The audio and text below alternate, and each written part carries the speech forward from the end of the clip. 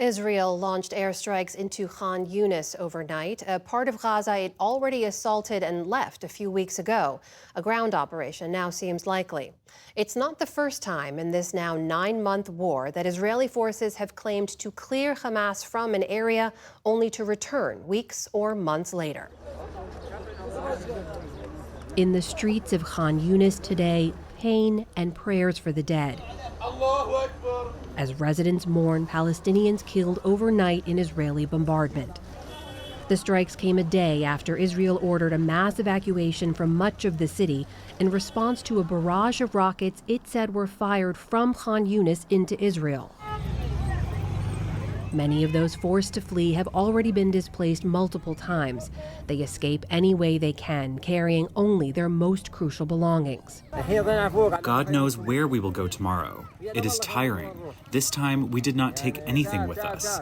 There is no time to carry anything. For wounded Palestinians, there's also no place for life-saving care. The European hospital, one of the last functioning hospitals in Khan Yunis, is now virtually empty. Patients are being transferred to the nearby Nasser hospital, already packed full. Earlier this year, Israel had already largely withdrawn from Khan Yunis and is now ordering Palestinians to evacuate to the humanitarian safe zone of Al-Mawasi in anticipation of a new ground assault.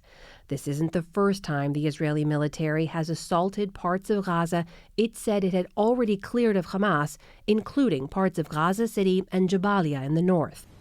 For months, the U.S., Qatar, and Egypt have tried to negotiate a ceasefire deal between Israel and Hamas, but progress has stalled. And top Israeli military officials told the New York Times the army is short of munitions and wants a pause in the fighting in Gaza. But today, Prime Minister Benjamin Netanyahu denied the claims.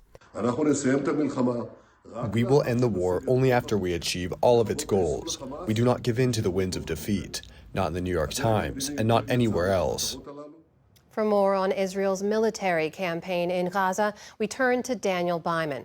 He's a professor at Georgetown University and the author of A High Price: The Triumphs and Failures of Israeli Counterterrorism.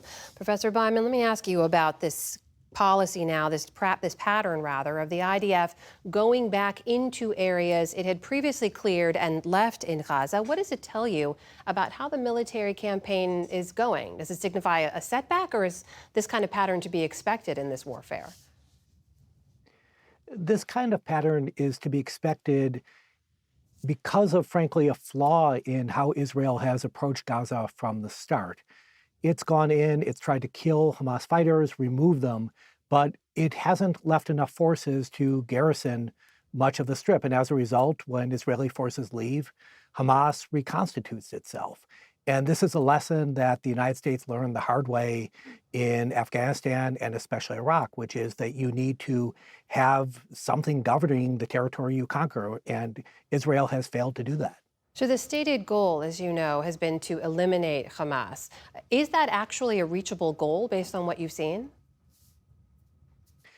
Completely eliminating Hamas is unrealistic. This is an organization that not only has over 25,000 fighters under arms before the war began, but also has extensive social and educational and religious networks in Gaza. Israel can reduce Hamas's military strength, can make it harder for the organization to fight as a large, coherent force. But Hamas is going to be a presence in Gaza, at least for the short and medium term, and that's going to be very hard for Israel to change. We cited that New York Times new report quoting some top Israeli army officials saying they want to pause in the fighting. They're running out of munitions. Prime Minister Netanyahu has denied those reports, but I'm curious for your reaction to them. What do you make of that? So the Israeli military has to worry about three different wars.